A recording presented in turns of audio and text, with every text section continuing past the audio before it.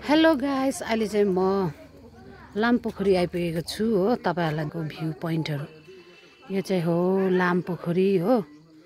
हेर्नुस् गाइस, टुरिस्टहरु पनि पुरा एकदम आइरहेको छ हो। टुरिस्ट सिजन लागिरहेछ हो। तपाईहरुलाई म चाहिँ यहाँको भ्यू देखाउने छु। हेर्नुस् है गाइस, यी हेर्नुस् है, लामपोखरी चाहिँ एकदम गाइरै छ, एकदम लम्बाइ छ।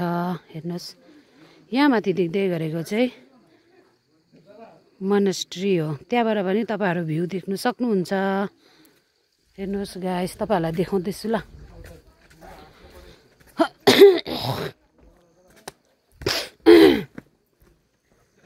हेर्नुस् है गाइस, यहाँको चाहिँ भ्यू नजारा चाहिँ यस्तो छ। हेर्नुस् है गाइस, एकदम नाइस, दामी, एकदम मौसम राम्रो, एकदम शीतल शीतल जग्गा, एकदम नाइस।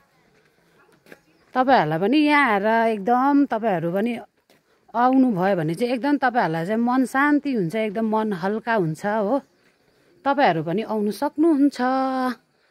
मेरो फ्रेन्ड्सहरु, तपाईहरु पनि आउनु सक्नुहुन्छ। मेरो फेसबुक फ्रेन्ड्सहरु, हेर्नुस्, तपाईहरुलाई म यस्तो नजारा देखाउँदैछु। तर अलिक चिसो चिसो जग्गा छ यहाँ चाहिँ, एकदम ठन्डा ठिकैको। तपाईहरु पनि आउनु सक्नुहुन्छ।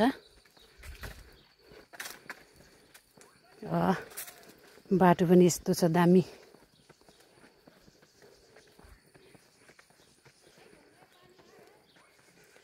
तपाईहरु बोट पनि खेल्नु सक्नुहुन्छ गाइस। तपाईहरु आउनु भयो भने आउनुहोस् है। तपाई बोट पनि खेल्नु सक्नुहुन्छ है यहाँनिर।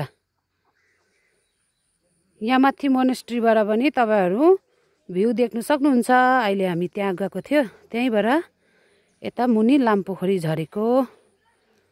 हेर्नुहोस् है गाइस, हाम्रो गाउँकोहरू पनि आज चाहिँ एक गाडी आएको रहेछ हो। अब भेट भयो, के गर्नु। अब म चाहिँ रम्फू फर्किने, उनीहरू चाहिँ गाउँ फर्किने। म चाहिँ अलिकति फर्किनुपर्छ, रम्फै जानुपर्छ हो गाइस। हेर्नुहोस् है,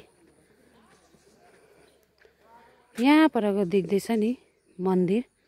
तपाईहरुले सोचेको काम पुग्छ अरे। यहाँनिर चाहिँ चिताको काम पुग्छ अरे गाइस। तपाईहरु पनि आउनुहोस् होला, हेर्नुहोस् होला, तपाईहरु मजा लिनुहोस् होला। तपाईहरु पनि यहाँ आएर। हुन्छ, टाटा, आजलाई यति नै। नेक्स्ट भिडियोमा तपाईहरुलाई म आज लामपोखरी देखाएँ। अब नेक्स्ट भिडियोमा तपाईहरुलाई म फुस्रे पोखरी गएर देखाउने छु। किनकि म चाहिँ फुस्रे पोखरी चाहिँ आज चाहिँ जानु सकेन। बाटो एकदम रफ रहेछ हो, ठिरो रहेछ। हेर्नुहोस् है गाइस, दामी छ जग्गा। आउनुहोस् है, तपाईहरु पनि आउनु सक्नुहुन्छ है गाइस। यो चाहिँ आलिटर भन्छ, आलिटर झिल भन्छ, आलिटर झिल लामपोखरी।